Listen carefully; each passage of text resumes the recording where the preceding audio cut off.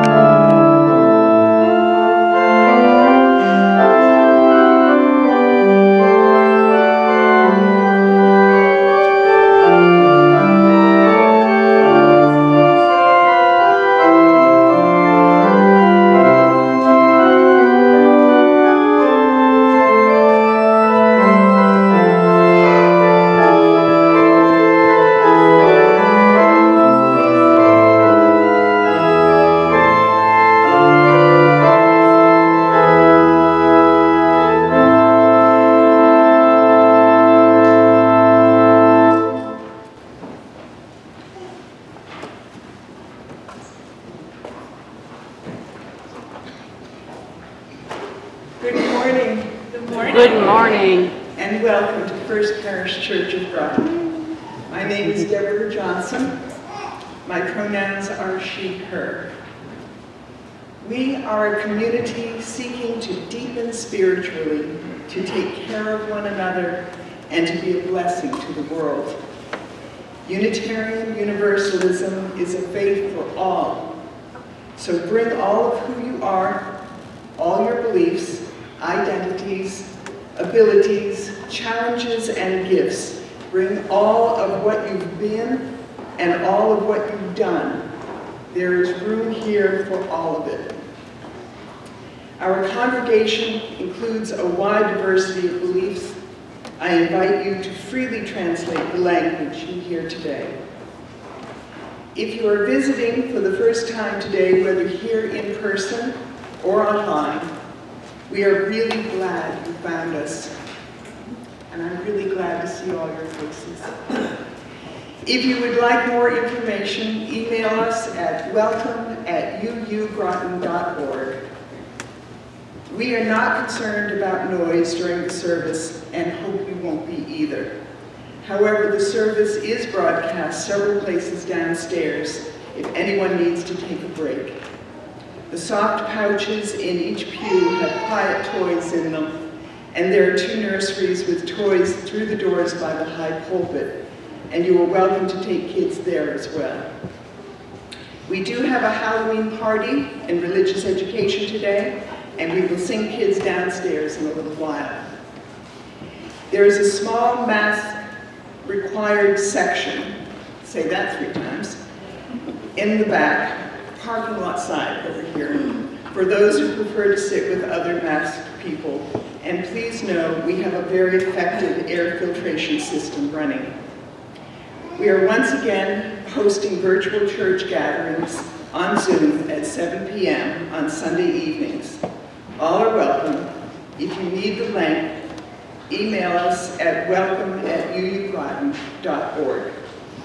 Special thanks to Melissa Wood, who is filming this morning, and to our cantor, Melinda Stewart. David and Marge Kimpton are ushering today. They have large print lyrics, sheets, and assisted listening devices. If you need anything during the service, they will be happy to help. A few announcements. There are photos of some of our loved ones who have died on the windowsills. They didn't die on the windowsills. There are photographs on the windowsills. I hope you will take a walk around during the postlude to look at them. Please join us for our Black Lives Matter vigil today and every Sunday at 11:30 on Main Street in front of the church. Coffee hour is back, and all are welcome to come to the vestry, which is the big room beneath us, after the service. Aaliyah and I will greet you there. Thank you to the Welcome Committee for making this happen, and please support them with offers of help. Laurie Sales? I think Grant is here. Okay, Grant is here. Hello. Has free tickets to Groton School's current performance of 12 Angry Jurors. There are some seats left on November 5th and 6th. Please see Grant after church if you would like to go. And finally, the older Army group has an announcement. Yes? No. No? Perhaps not. Oh wait, they do. I just didn't recognize them. Hi, Coraline. Come on up here. There is a bake sale next week and the week after that. What's it for? I think we're doing a bake sale for Ukraine and Florida. So you need cash, right? So bring your cash next Sunday and the Sunday after. Thank you, Coraline. We have learned through the pandemic that our sanctuary is not this room or any place at all. Sanctuary is what we create together. Please come in and rest for a while. You are so welcome here. Please take a second to wave to the camera and say hi to the virtual congregation. And now let's stand as we are able and take a moment to greet each other. Good morning. Good morning. We're so glad you're here.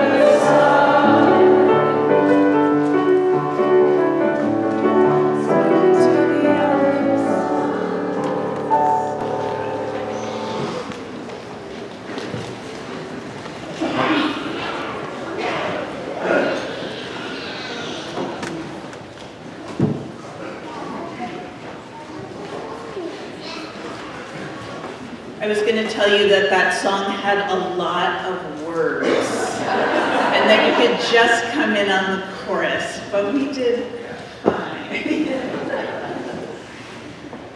It has become our tradition to ring the meditation bowl 3 times at the beginning of our service to remind us that we are whole.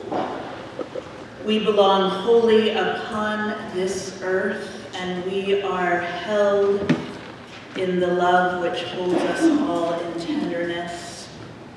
So with each bell, I invite you to take a breath in and release. And in addition, or instead of that, you might tighten your hand and then open it, or close your eyes and open them, a small gesture of opening to let the blessings come. So this first bell is for you.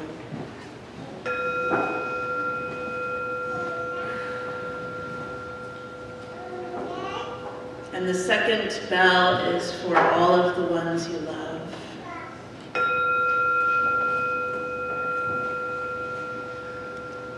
And the third one is for our aching, beautiful world.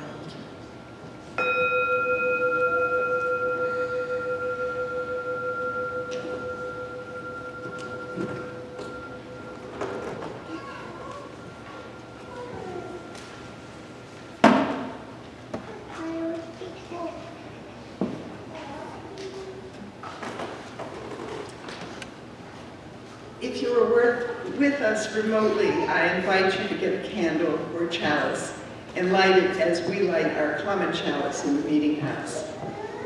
The idea of the flaming chalice grew from the Unitarian Service Committee's brave and dangerous work during the Second World War, helping to smuggle Jews and other persecuted people out of Europe. It is a symbol of trust and courage and resistance to oppression and tyranny. Barbara Rich will light the chalice this morning.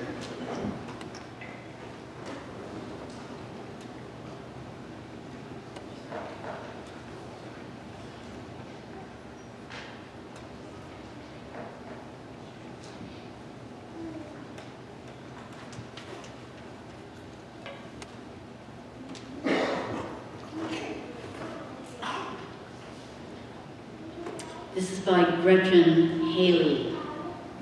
She wrote,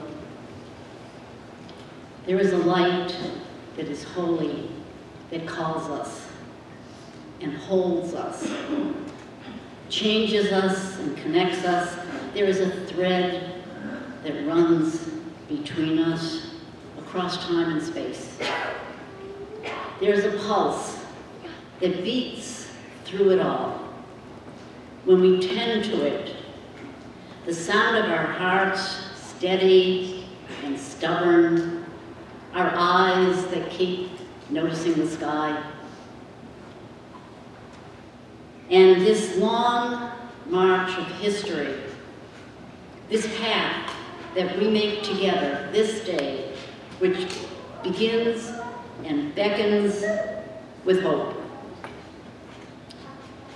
So we're all lighting the chalice this morning for the thread that runs between us and connects us to those who came before us and those who will come after us and all of us here today.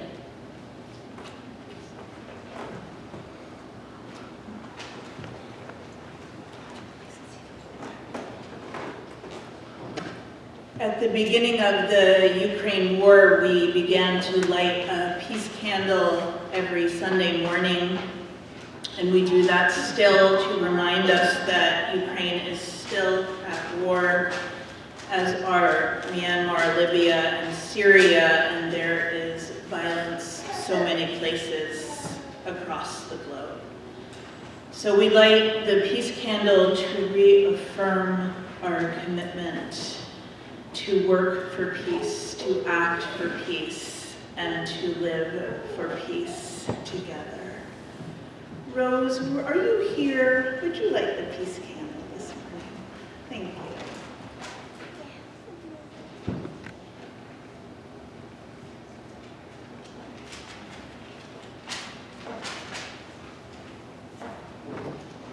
So let's sing together our response, which is Carolyn McDade's song, Spirit of Life. We sing first in Spanish, translated by Lilia Cuervo and Erwin Barrios, and then in English, and Melinda will lead us.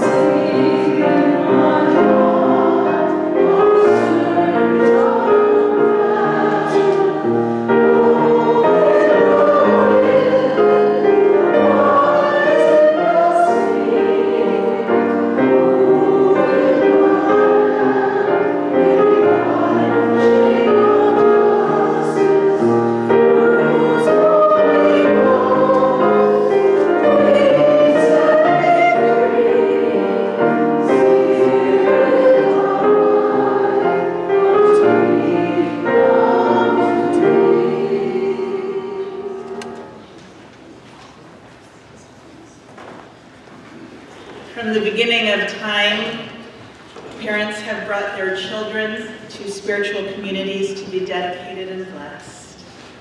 In the presence of loved ones and in the midst of community, children are given their names, and parents and godparents in the congregation declare their responsibility and commitment. Today we have the big joy of dedicating and blessing our first post-pandemic child who turned 3 yesterday, Miles Montilli, and also the joy of welcoming Miles's family into our congregation. So Kim and Tom and Miles and Noah and Amy and Andrew, will you come on up here, please?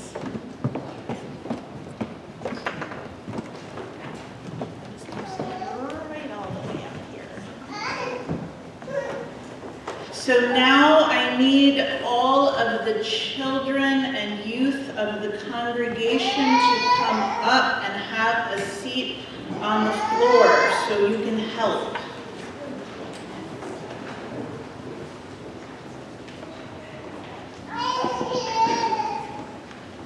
All righty.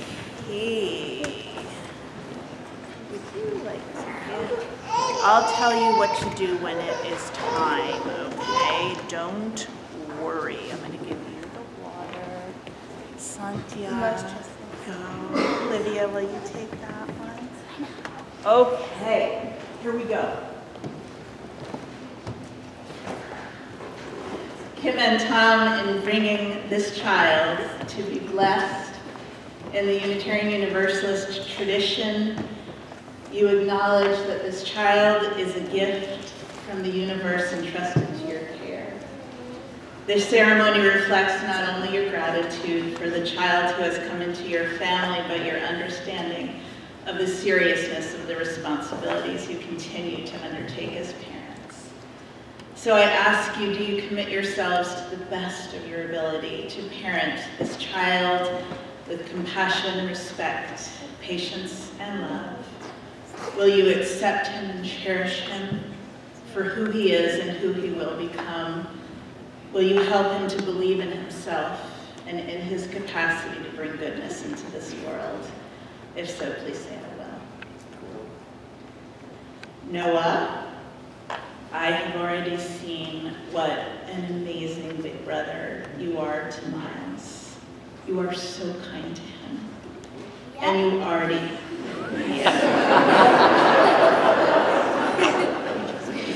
you already have such a special place in his life, and you always will. Miles will look to you for help, and they will love you and look up to you his whole life. So I ask you, will you do your best to continue to be a loving and patient big brother to Miles? Will you encourage him and include him in your life, and will you be his friend? If so, please say I will. Thank you. Miles and Noah are so lucky to have 4 grandparents, all of whom are here today. So Lisa and Jim, Len and Katie, would you please stand as you are able?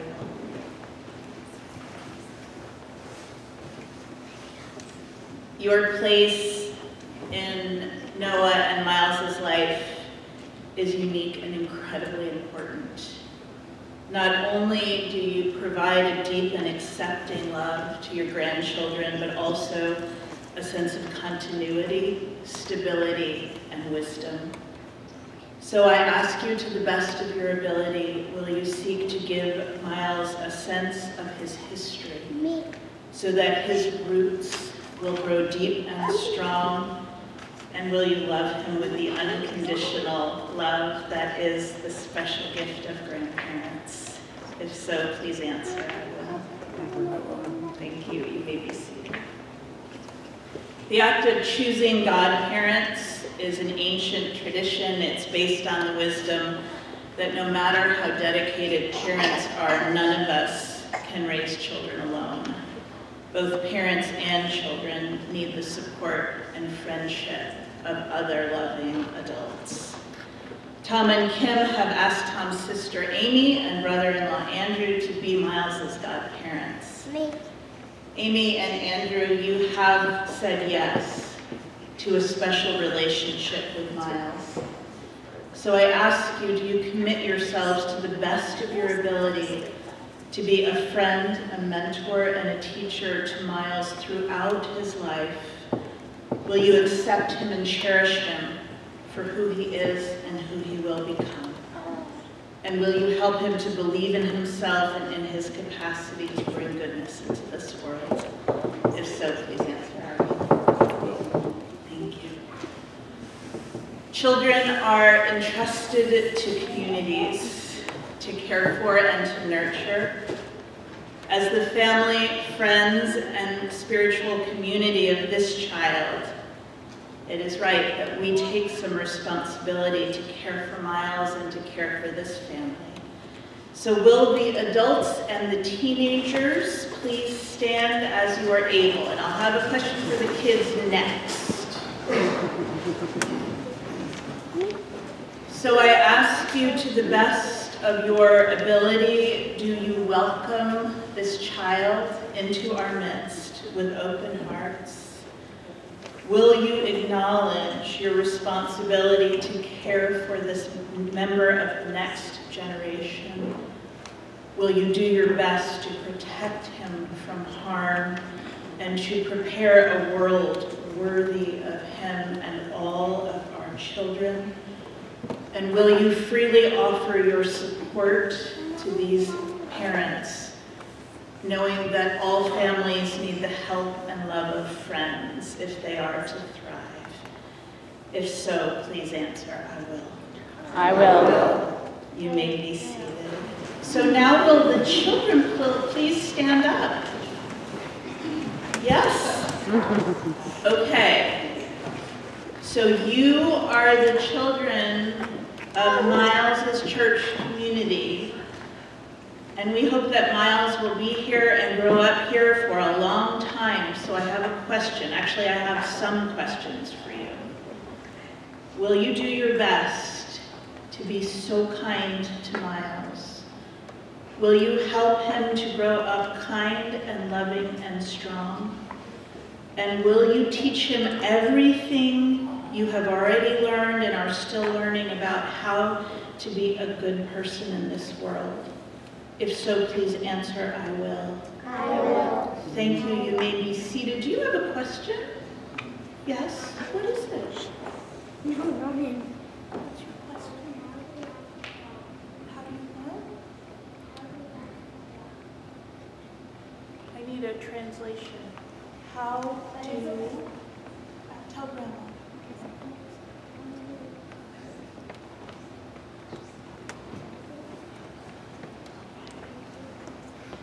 Maybe his sister can help.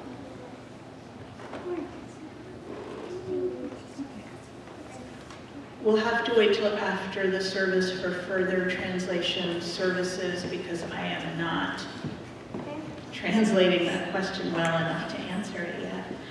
Okay, you may be seated. So Kim and Tom, what name have you chosen for this child? Miles, will you bring him right over here? So this is the part where I'm going to put my hand on your head really fast, like we talked about, okay? No? Would it be okay on your forehead? I've got it. Your name was chosen for you with care and hope. Hold on, let me take a sip. Your middle name, Leonard, is for your grandfather. That is so special. So in this circle of family, friends, and community, you are named Miles Leonard Montilli. May your name be spoken with love throughout all your years. So here's the water part, okay? Santiago, will you bring the water up? And you just want me to do it. Okay, right on the forehead. Will you just pour a little bit in my hand? This is nice and warm. Miles, we bless you in the spirit of love. And just a little bit. I'm going to do a little more because you're big. May gladness anoint your head, and may you have courage for this journey. Thank you, Santiago. So we are going to give Miles 3 flowers because Miles turned 3 yesterday. So will you come on up with the flowers? Come on up, Nora, Sophia, and Livia. Come on, all the way. And you can, all the way, all of you. Yep. You can give your flowers to Miles. And I want you to say, Miles, may your life unfold in beauty. Sophia, can you say that to Miles? May your life unfold in beauty. May your life unfold in beauty. Yeah, can you say it too? May your life? Yes. Olivia, can you say that?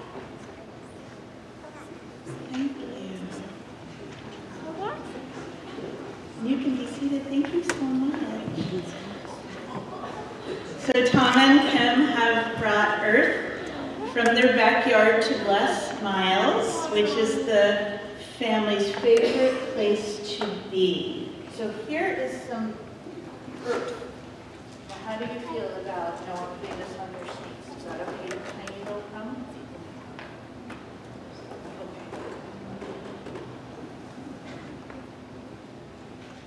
And Andrew and Amy, as Noah puts the earth on Miles's feet, will you repeat these words after me? We touch your feet with earth.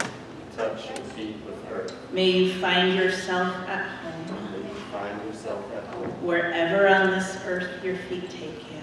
Wherever on this earth your feet take you. Our love will go with you always. Our love will go with you always.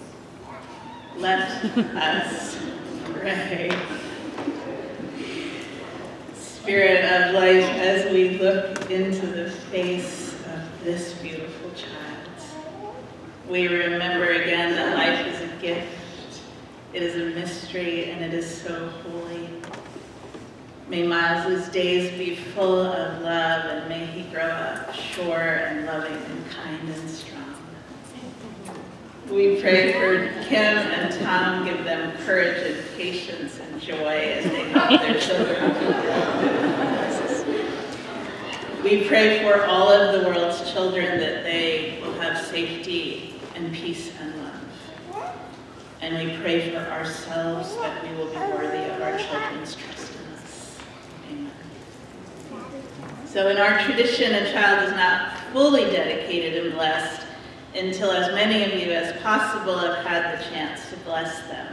So I'm going to ask you to stand with me downstairs for as long as possible with Miles, which may not be that long, and that's okay. Maybe like a traveling blessing. And I'll invite you to bless Miles on your way to coffee hour, but now in the name of love and by the love of family, friends, and this community, I declare this child is named, dedicated, and blessed. So will you repeat after me, welcome Miles. Welcome Miles.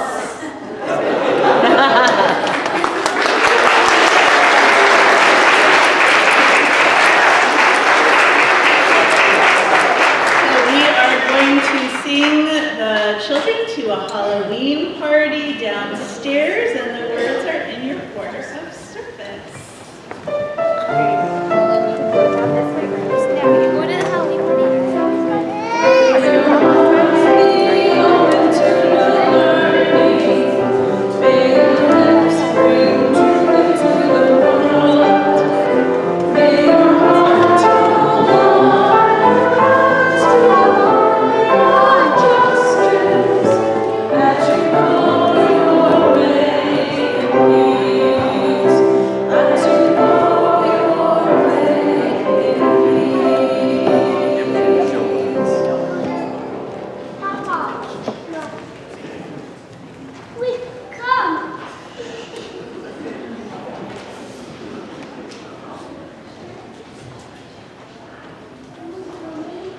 I have not been up here in 3 years.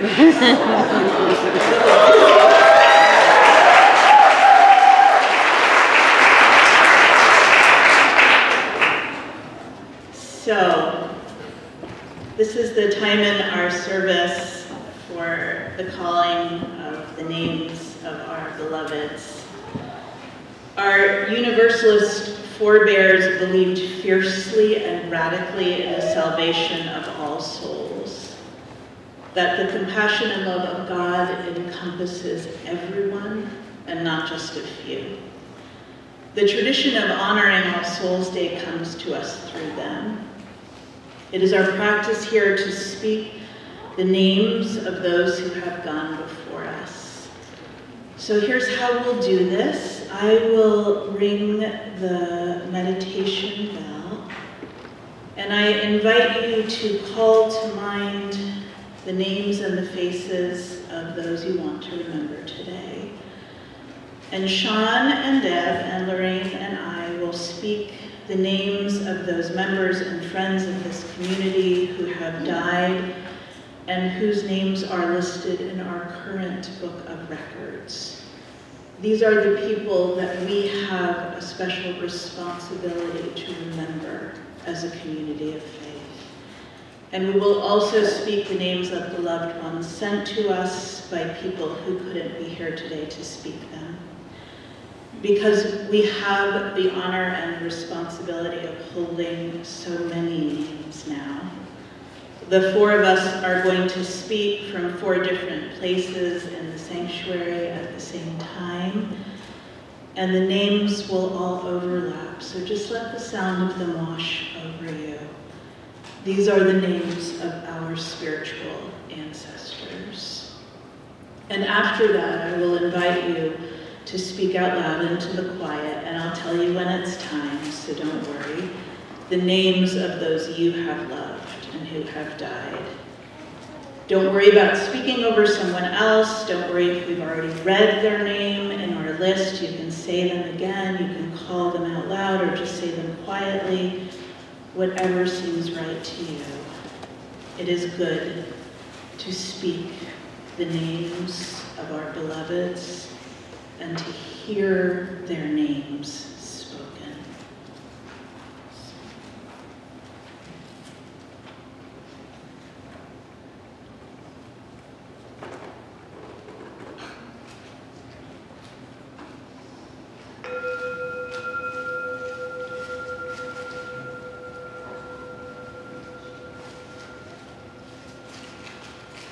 Zachary Talia, Christine Lawrence, Richard Jones, Copeland Draper, Lily Helen Fern, Lawrence Lee, Darby Eleanor Trimper, Jack Harrison Herman Ripley, Raymond, John Raider Pellegrini, Stephen Fitch, Hunt, Karen Ross, Lois Gilbert, Dorothy Bert Fisher, Peterson, Raymond Tools, Norma Gardner, Harleen Taylor Owens, Coleman, Evan Kathy Ellison, Brentwood Spear, Richard Sheridan, Fisher, Karen Pierre Amos, Cassidy Baraka, Sherry Wendy Schaff, Frank, Jean Down, Shirley Nash, Cecile Bob Maxfield, Barker, Elsa Hayes, Theodore Joseph Hayes, Douglas Jackie Callan, Myers, Pete Warner, Jack Mary Kennedy, Johnson, Karen Town Zimmerman,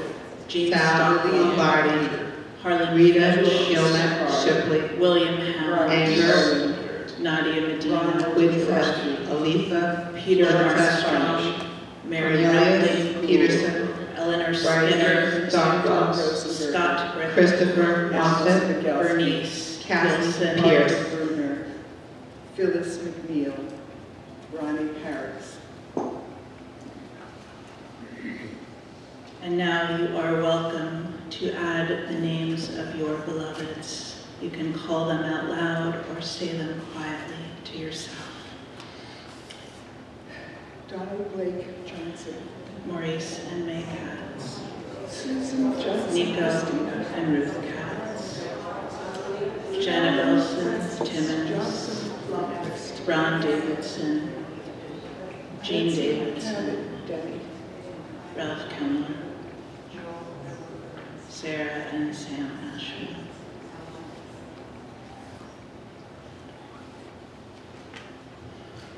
These are the names of the ones we remember.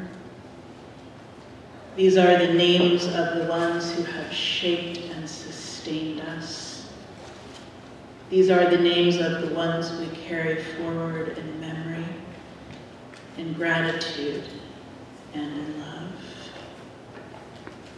Today, let us also hold in love and prayer those whose grief is so new. The Moffat family and the death of David's brother, Christopher. The Lombardi family and the Zimmerman family. This morning we pray also for healing for a little girl named Molly and for Donna, who's in the hospital with pneumonia, and for Lee Hinvey, beginning their Peacemakers retreat in Auschwitz and praying for all who died in that place. These words of prayer are by Molly Pausch-Gordon. Mysterious source of love, moving within and between and among us, upholding and connecting all of us, the living, the dead, and the generations yet to come. We give thanks for the web of all creation, strands interwoven, and for the gifts of love which can never be ungiven or unraveled.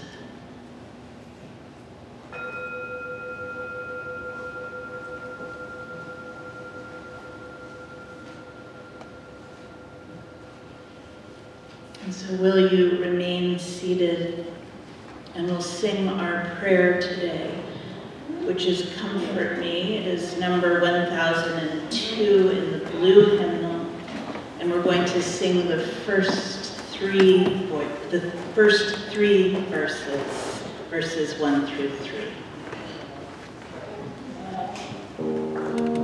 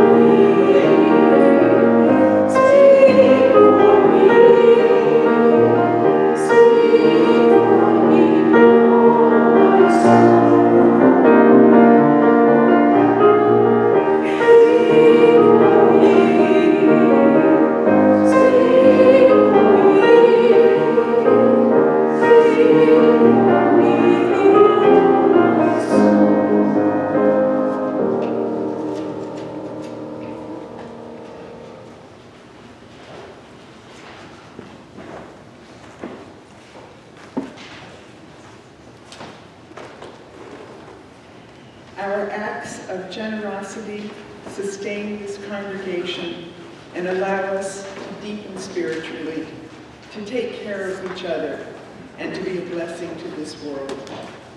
We can't make church without all of us. There is a QR code on the back page of your order of service if you would like to donate through PayPal. The morning offering will now be given and gratefully received.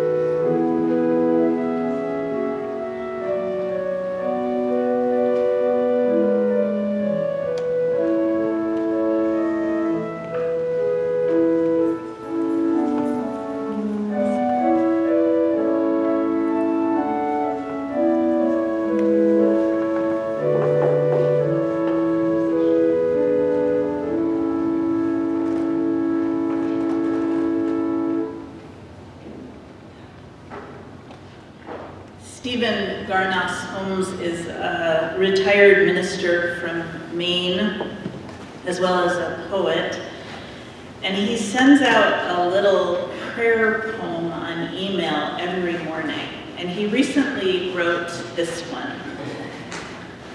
Halloween is a day when we get it right. Strangers come to us, beautiful, ugly, odd, scary, and we accept them all without question. Compliment them, treat them kindly, and give them good things. Why don't we live like that? I never thought of Halloween like this, but it's so true. On Halloween night, especially if we live in a small town on a street where the houses are close together, we get to practice living in a kinder world. We get to practice opening our doors to strangers, however many times that doorbell rings. We get to practice greeting whoever arrives with surprise and joy and a bowl full of candy, even if we don't even remotely understand who or what they are. which of course we mostly don't understand unless we have young kids or grandkids and we know the names of the current most popular superheroes, villains, and Disney princesses. So this year I am inviting you to think of greeting trick-or-treaters as a spiritual practice, especially if you are someone who tends to turn off the lights and pretend that it is not happening. If you live at the end of a dark country road, you might even want to go hang out on Main Street with your bowl of candy. So I have a couple of instructions for the spiritual practice of Halloween. The first is don't try to guess what the costume is. Even if you're almost certain, don't try to guess, because it is demoralizing, especially when you are small, to be mistaken for a cow when you are clearly and obviously a spotted black and white dog. Now, I myself have a lot of confusion around dragons and dinosaurs. They're both green. They both have tails and scales and sometimes wings. But I have learned not to assume or even to ask, for that matter. Instead, I advise you to treat the kids at your door like abstract works of art.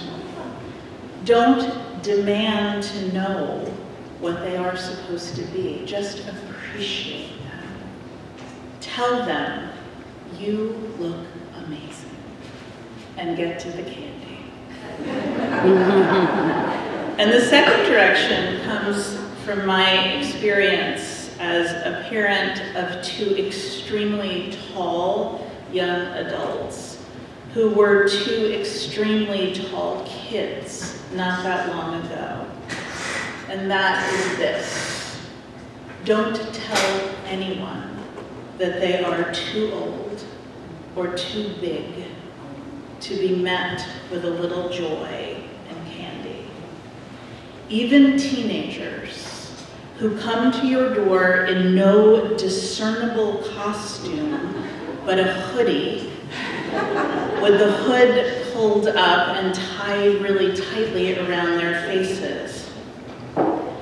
If they come to your door, they are clearly in need of a little bit of sweetness. Otherwise, they would not be there. This is the very same practice we ask of our greeters and ushers here on Sunday mornings, which is to treat every person who arrives here as if they were exactly the person you were hoping would show up this morning.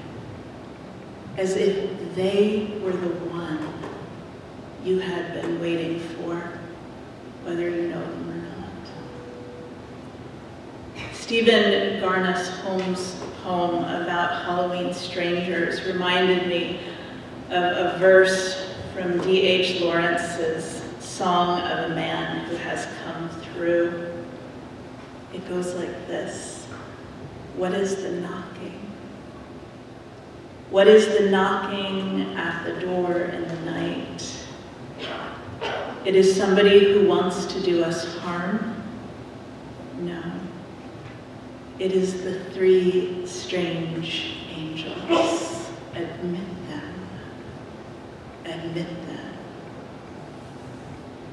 So this is the time of year when many people believe it is the spirits of our loved ones who come knocking at the doors of our hearts. November 2nd is All Souls Day, a holiday that comes to us through our Universalist forebears. All Souls Day began and is still commemorated in the Catholic Church as a day to offer prayers for those who have died and for those whose souls are in need of purification. In Latin America, it is celebrated as the Day of the Dead. And both All Souls Day and the Day of the Dead fall at the very same time of here as Halloween or Samhain in the ancient pre-Christian Celtic calendar. This is not a coincidence. The early Christian church leaders often adopted holidays as their own if they couldn't get people to stop celebrating them. Samhain honors the dying time of the year, when the harvest has been gathered in and it is time to prepare for the long season of winter. On Samhain, the veil separating the world of the living and the world of the dead is said to be very thin, so that the spirits of the dead can return for a little while. This is where the tradition of trick-or-treating actually comes from. Ancient people believed that the souls of those who had died might be hungry when they came back, or unsettled or angry, so they set out food for them to help them feel better. And this process evolved into people dressing up as those same souls and going door to door and asking for something to eat. Now, it may have been that the dressing up was a way for people to disguise themselves from the real souls in case the souls were angry, but it was also an incredibly practical way for people who were hungry to ask for food from those who had more. And when the early Christian church took over Samhain, the practice evolved again into something called souling. And those same trick-or-treaters would go door to door and receive sweet cakes called soul cakes in exchange for promising to say prayers for the souls of the dead. For our Universalist ancestors, All Souls Day was a day to confirm their then wildly radical and heretical belief in universal salvation, to celebrate their belief that every person who had died was with God, no hell, no purgatory. For us, now it has become a day to remember that we are part of a great river, that we are part of all who have gone before us and all who will come after. This day is a reminder both of the smallness of a single human life and also paradoxically the hugeness of a single human life when it is joined to that great river that stretches backward and we hope will continue forward beyond what we can imagine. One of the things that is hardest about being a human being, I think, is the fragility of it. The span of time that we get here is not very long. And if we love, we will grieve. We will grieve the death of people we love sooner or later. As many of you know, we have been in a season of grieving here in this congregation since last spring. We have had 10 deaths in about 5 months, which is a lot for a small community. So there have been a lot of memorial services and a lot of grieving. My husband tells me he didn't know this would be part of the deal when he married me, that he would fall in love with so many people he would then grieve. But of course, that love and that grief is also one of the greatest gifts of being human. Just last weekend at the amazing reception for Sal Lombardi after the memorial service, Lorraine Scampini told me she'd figured something out. She said when she arrived here, she was surprised that I routinely ask everyone to attend the memorial services for the members of our congregation, whether we knew that person or not. And I know to some of you, this seems a bit odd and even awkward to attend the service of someone you didn't know, but I promise you, it means so much to the grieving family. It means so much to know that in our times of deepest loss and despair, people will come and keep us company. But Lorraine said, I knew the part about supporting the family, about being their community and showing up for them, but I realized there's another reason you ask us to come. It is so we can learn how to live. She is so completely on to me. We teach one another how to live. And almost nowhere is that clearer than at the memorial services, where we tell the stories, the singular, beautiful stories of someone's life. In the last 2 weeks, we celebrated the lives of Sal Lombardi and Karen Zimmerman. And both of them were so special, so utterly unique. And at the same time, they were a lot alike, even though I don't know if they had ever even met each other. They both taught us some of the very same lessons in how to live. They were both chefs who loved to cook and to feed people more than anything else. They were both lifelong learners who never stopped being curious. They both collected people and made friends pretty much wherever they went, and they kept those friends for a lifetime. They both had huge and wide open hearts. I don't know what happens after we die, of course. None of us do. But today I am imagining Sal and Karen cooking a feast together, setting out their amazing food on some vast, heavenly table where all of our spiritual ancestors are sitting, and the eating and the laughing will go on and on. There is a light that is holy, that calls us and holds us, that changes us and connects us. There is a thread that runs between us across time and space. There is a pulse that beats through it all. And when we tend to it, the sound of our hearts steady and stubborn, our eyes that keep noticing the sky, and this long march of history, this path that we make together.